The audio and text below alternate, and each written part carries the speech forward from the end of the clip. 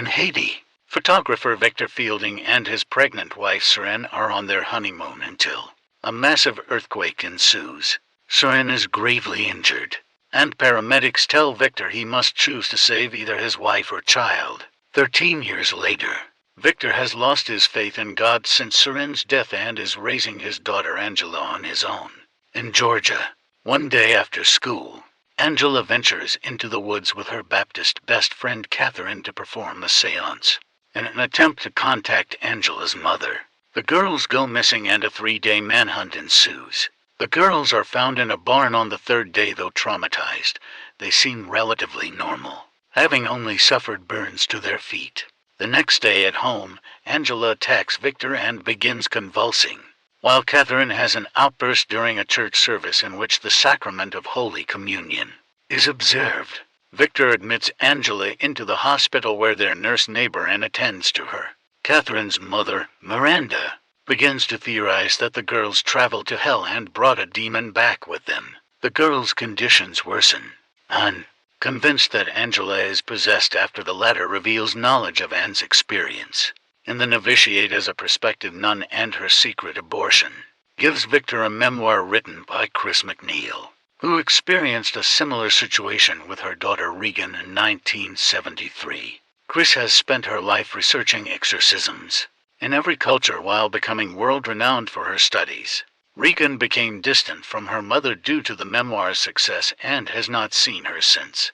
Victor meets with Chris, who visits Angela. Visiting Catherine's home, Chris performs a deliverance ritual on Catherine, who stabs Chris in the eyes with a cross, blinding her. Victor, Miranda, and Catherine's father Tony reach out to the church for an exorcism. Chris advises Victor to use methods from all different cultures, and the group seeks the help of Father Maddox, a local priest, Don Revens, Catherine's family's Baptist pastor Stuart, a Pentecostal preacher and Dr.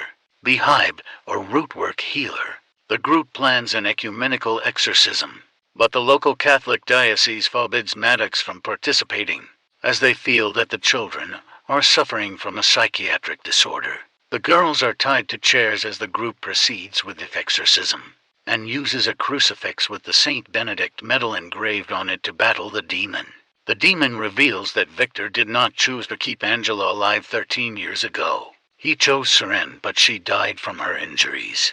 Azan reads from the biblical text of Ezekiel 16 while holy water is poured on the children. The demon begins to shriek. The demon tells him that he needs to choose which of the girls gets to live and which one will die.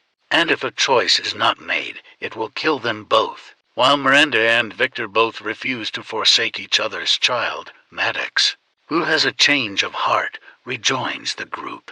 Maddox reads from the Roman ritual, only for the demon to snap his neck and kill him. Victor regains his faith and begins to pray the Lord's Prayer, which he learned as a child.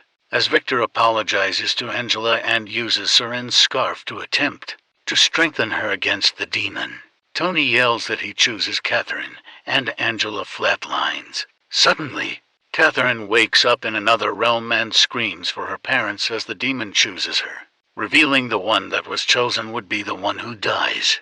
The demon drags Catherine to hell, while Angela starts to breathe. Police arrive as Miranda and Tony fail to resuscitate Catherine, while Victor tearfully reunites with his daughter. In the aftermath, Angela returns to school. Miranda and Tony mourn, and Victor visits Seren's grave.